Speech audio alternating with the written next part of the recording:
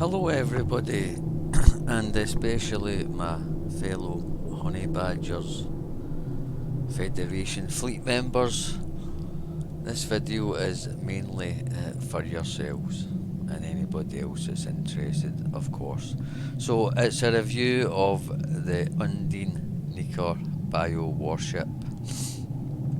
The reason I'm doing this review is because our fleet is currently, or will be soon, starting 1st of December, running a competition, and this is one of the prizes that's on offer in that competition. So I just thought I'd show you guys exactly what you will be getting here if you're lucky enough to win the ship. So this is the Undine Nicor bio warship. It's a T5U, and what's notable about this ship is that it comes with the free T5U upgrade as part of the ship. So when you get the ship and you click open the box, you'll be given the option to upgrade it from T5 to T5U for free, and you just click that button and it'll upgrade. So these ships can be obtained, I think they drop from one of the, probably the Infinity lockbox or something these days, but you can get them on the exchange for about 10 million energy credits if you want to buy one as well. And as I was saying to some of the newer members of the fleet that were using the T5 ships, you really want to be getting out of those ships as quickly as you can, partly for your own sanity to be honest,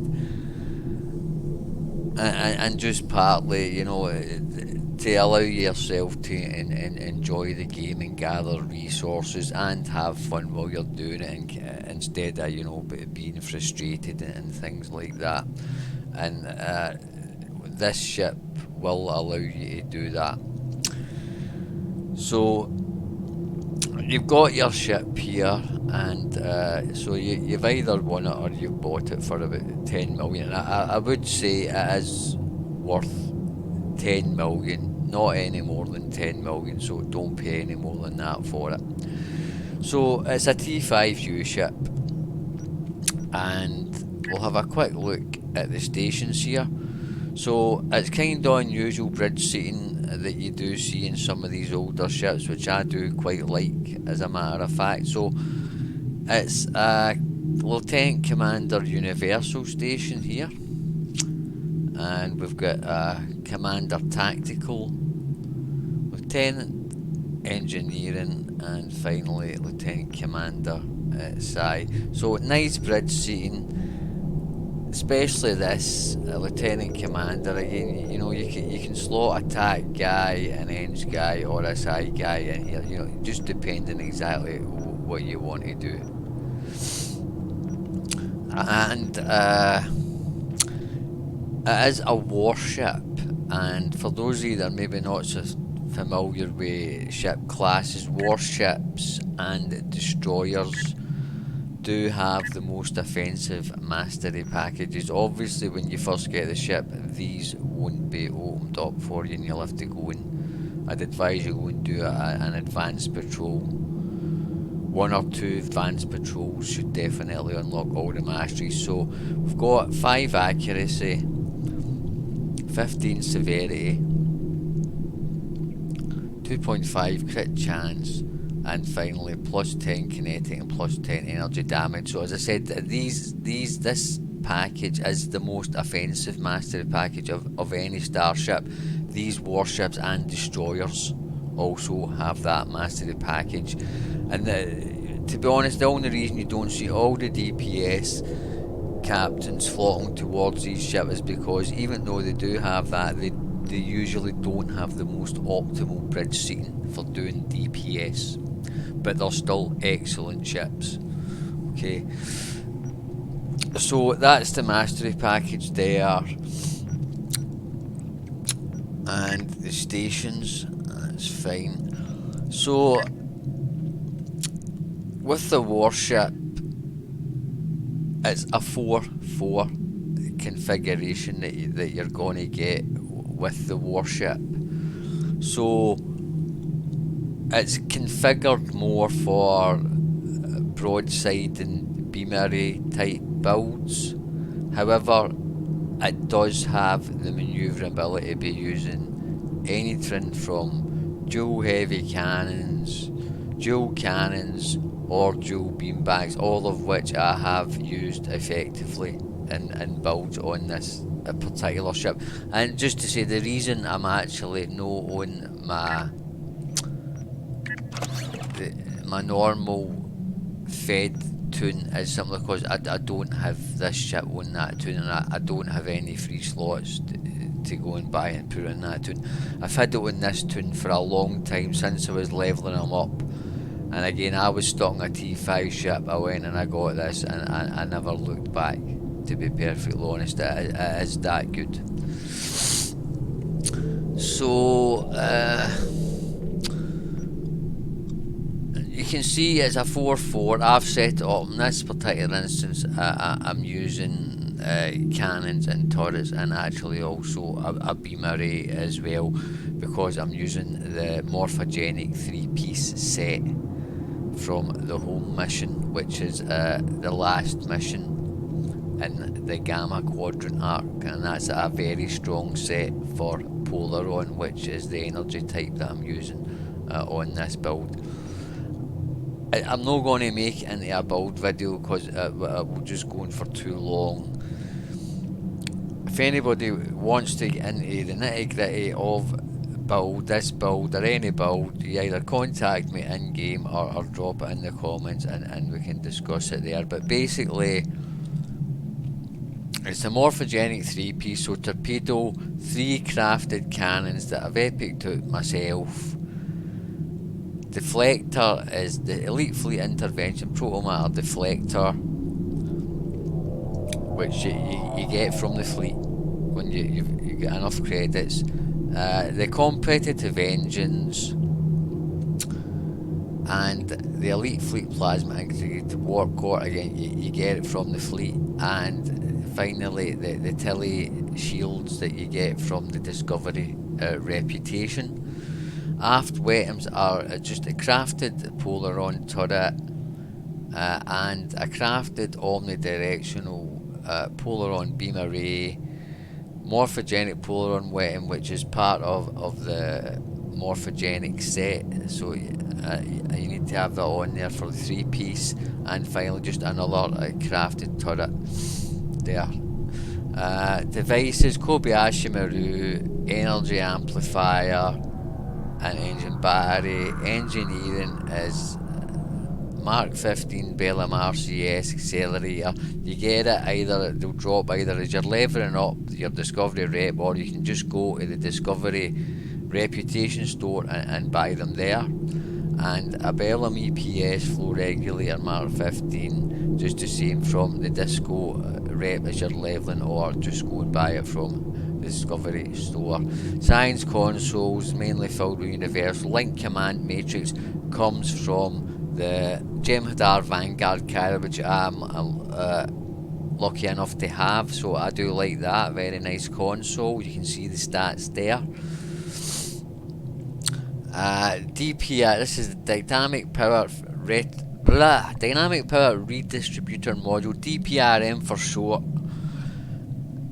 The more experienced guys don't know what it is. For the Federation players, newer players amongst us, the only way to access this is to buy, I believe it's the Atlas that gives you this. It's an extremely strong meta console, and because I'm on a KDF aligned tune here, you can buy this pretty cheap off of the exchange, which is exactly what I did. Again, for Fed players, for budget, you can just forget about it and just slot pretty much anything that you want in there. This is hard to get for us Fed guys. 0 point energy conduit from their Romulan Reputation, assimilated module, Omega Reputation, tactical consoles, vulnerability exploiter from the fleet, Morphogenic matrix roller, which again part of the morphogenic set, so I need to have it in there. Plus it's a nice console. Lorca's fire controls, awesome console, pretty much meta. Get it from the Discovery Reputation, vulnerability exploiter from the fleet, and finally vulnerability exploiter from the fleet. Was lucky with that as I levelled it and it went to epic there, so that was nice. So that's pretty much my build here. Traits, very quickly go through. Good day to die, beam barrage, beam training, innocuous, fleet coordinator, bulkhead technician, operative, thrill seeker, projectile training. The only one that you won't have access to off the bat will be Good Day to Die. It's only for TAC captains, and you can buy it off the exchange, and it allows your gold down fine to be used even when you're no heavily damaged. So that is a nice one. Again, a pretty much meta trait. That one. That is expensive though, but you might be lucky and get it just under 15 million on a good day in the exchange if you are interested. You just need to keep checking. Bear in mind, TAC captains only. Right, so Starship traits, I'm using Persistence of the Founders. It comes for, I believe, the Temporal Jem'Hadar Vanguard Warship from the Sea Store. Withering Barrage extends my scatter volley, and that is from the core Bird of Prey, or I think you get it from one of the Defiant ships in the Fed side, but you can just look it up. Emergency weapon cycle, again pretty much a meta trait for energy weapon builds here, and that comes from your flagship. So that and this one here, supercharged weapons, and again that is a trait that comes from supercharged weapons. I believe comes from I think it's the scimitar. And finally, I've just slotted in improved command frequency, because I mean, to be fair, it's probably the most useful of the ones that's left there. So space reputation is magnified firepower, precision, tireless agility, advanced targeting systems, enhanced armor penetration. Space traits are anti-time entanglement, biomolecular shield, sensor interference, quantum singularity. All these are unlocked by leveling up your reputations, guys. Okay, so none of these need to be paid for in any way, but off the exchange or anything. Just grind up your reps and you'll unlock them as you go. Okay, so what I'm going to do here is I've got some Vanity Shields. I know you guys love the Space Barbie, as do I. Space Barbie is the real end game, so we are going to have a look at that. Visuals. So this is what he's looking. Hold on, if I go to that one. No, I haven't. That teleshield is horrible, by the way. Visuals in a minute. I don't have anything in it. So what you're seeing here is what she's looking like. So a very awesome looking ship. She looks awesome and she is awesome, right? We'll stick a few shields on her so you can have a quick look. I don't have every shield. This is what I've got at the minute. So here's the Alliance Vanity Shield, and not bad, to be perfectly honest. I do like the Alliance Vanity Shield in most of the ships. The colour tones do, go well together. So yeah, very nice, clean lines there.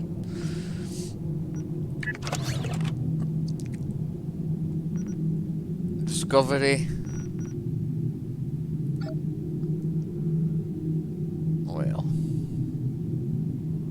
I don't like the Discovery pretty much in any ship, to be honest. I don't like it in that one either. So we'll move on.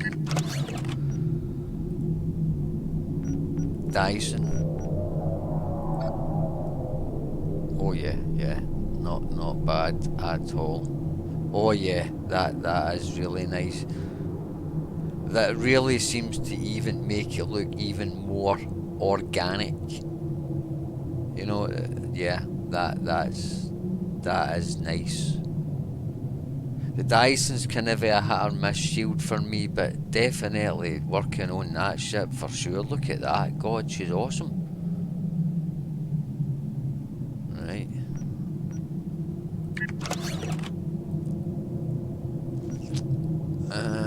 Lucari.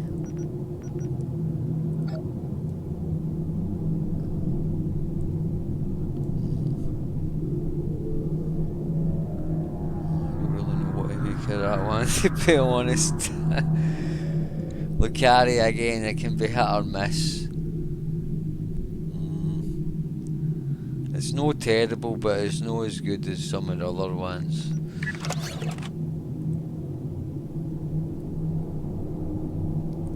Medical.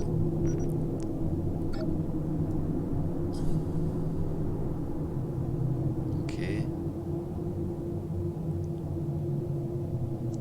Not too bad, not too bad.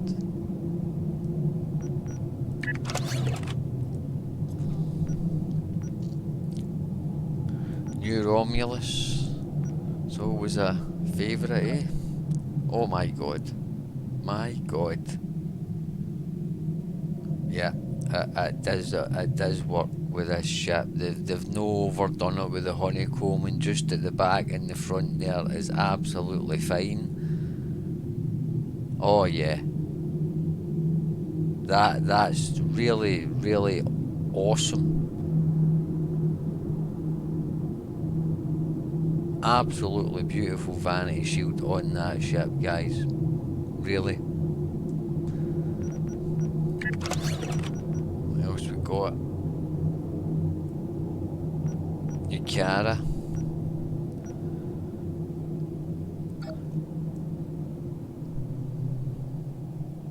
Okay.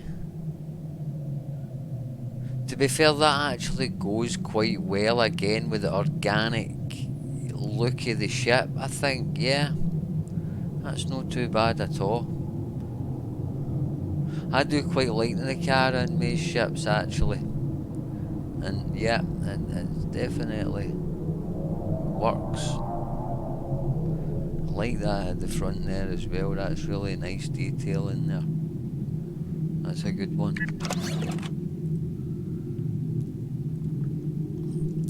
And temporal.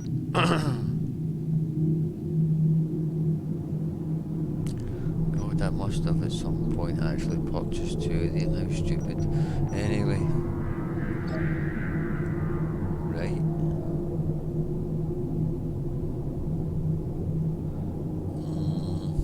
I don't really think it works too well on this particular ship, although I do like it in certain others. Oh, that's pretty cool though. Okay.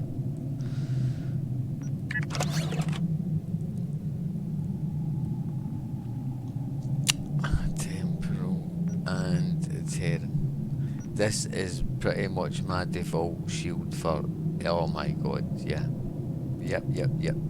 Looks just as awesome on this ship as just every other ship in the game. You cannot go wrong with it. You know, see when you're unlocking Vanity Shields, guys, get the Terran one first. It looks good on every single ship I've ever tried owning. God, it doesn't disappoint. It just seems to give them a, you know, it's hard to say. It's like an aura. I just command, authority. You know, call it whatever you want. I mean, look at that. My God, it's just, yeah. Again, you know, that's going to be my default shield again, pretty much for this ship as well. What else have we got? Bejord defense. just gently.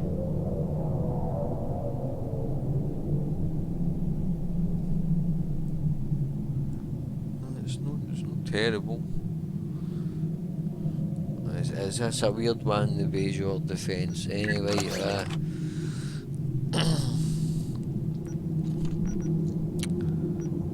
oh, the gem hadar.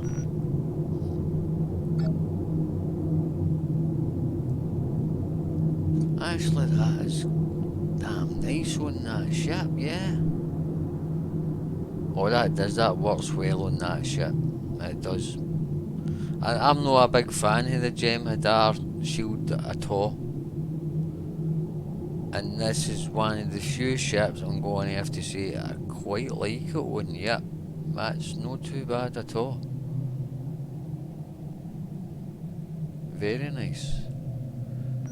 Have we got anything else? And the telly one, which is just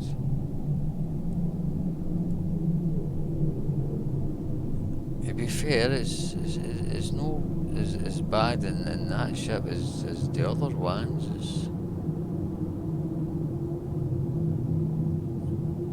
I still don't really like it though, I have to say. The Tilly Shield just really doesn't look good on any ship that I have tried on, to be perfectly honest.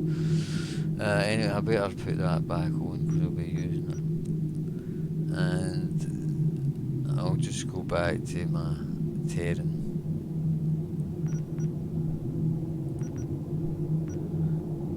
And engine visuals. You can have these ones, which is your competitive engines, which gives you these bum forks, which, to be honest, doesn't actually look too bad on this one. That actually looks not too bad on this one. I think I'll just be leaving them on, guys. Aye, that's okay, innit?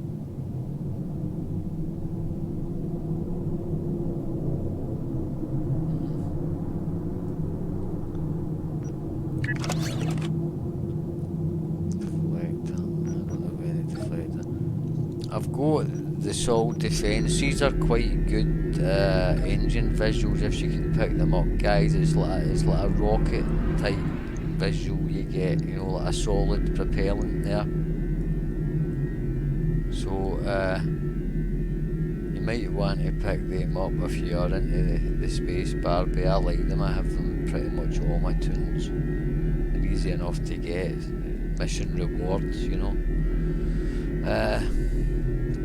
So right, so I think I've covered just about everything about the ship, really. So what we'll do is, as I had said, you know, this ship is suitable for any normal or advanced content in the game. And I can say that with confidence because I took this tune through pretty much. I think I did take it through every arc as it was at the time, you know. And this ship in my first playthrough with him, and he didn't really have any difficulties in this ship, even on advanced. Okay, so what we'll do is to test her out, we'll take her on the sort of things that you should really be doing every day to progress through the game. So patrol, say. So what can we do? A gala's always popular, innit? Okay, we'll go to our gala and see how she gets on against her Kazon buddies, eh? But this is advanced, okay, content, guys.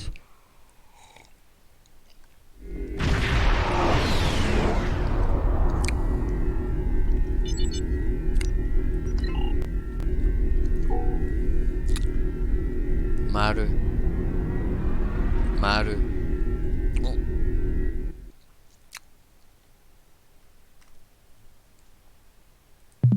Maru.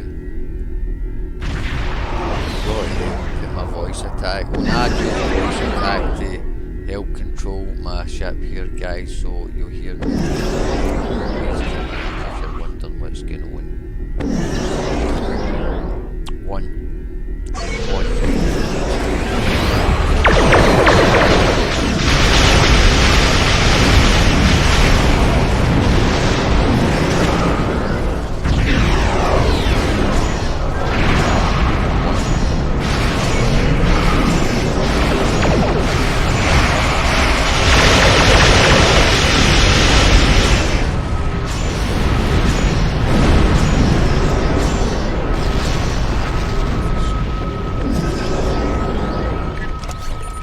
Entered an area controlled by the Fenceless Guard. You are now my... Looks like our fight got them to notice us. Let's go over and ask if their boss might come out of hiding. Put his impulse engines back in. I was wondering how I couldn't turn. Right, one.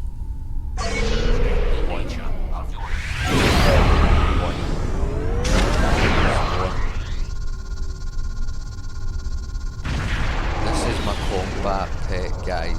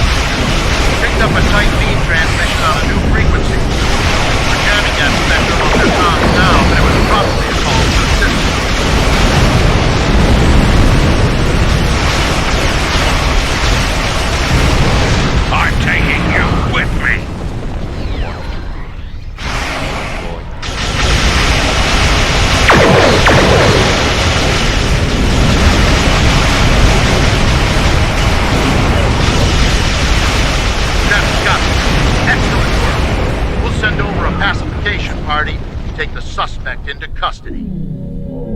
So there we go, guys. No problem at all. Thank you for your assistance, and welcome to this There have been rumors that we have the And again, this is why I'm saying you should go and be playing on advanced difficulty.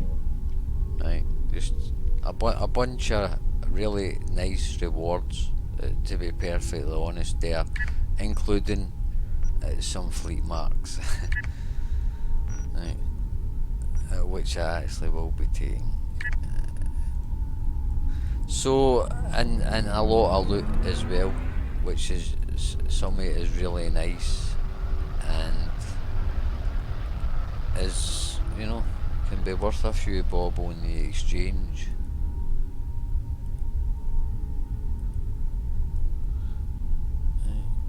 So, as you can see, a super manoeuvrable ship, and that's why I'm saying, even though she's got the 4-4, you know, if you're a cannons guy or whatever, don't let that put you off. Right, you seen there what she was capable of, you know, with a cannons and turrets build. Had no problem at all keeping her in the arc, the forward firing arc there, you know. But again, you can tank in this ship, even because I have done it before, and she's although she doesn't have the cruiser command, she can generate enough threat with the gravity well and other stuff, you know, to generate enough threat that way. And she's got a lot of, one of the notable things I should have mentioned is she gets a lot of bonus hull regen, you know, compared to other ships because of the organic nature, which does help with the tanking. But as I said, she can really do pretty much anything in the game due to this awesome Lieutenant Commander Universal Station, guys. So let's just leave here.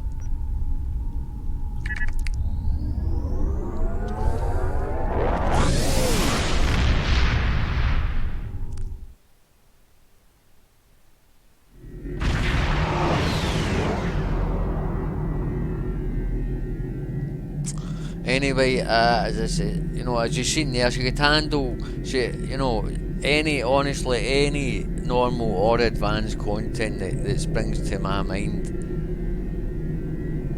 At the minute, she can handle that, no problem. So it will be an absolute huge boost for anybody in a T5 ship. When you get into this, you'll be like, it opens the game up for you, right? That's really as straightforward as that.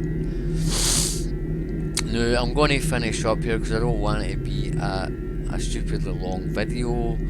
So, if there's anything else, I can't think of really anything that I have missed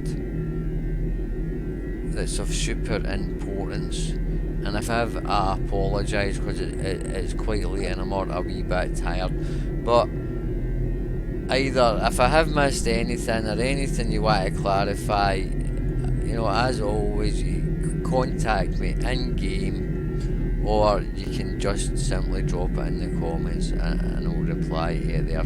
So I'm going to bring the video to an end, guys. I wish everybody the very best of luck in the upcoming fleet competition, and I'm sure whoever wins will thoroughly enjoy flying this ship as I have. Thanks a lot for watching. Bye everybody.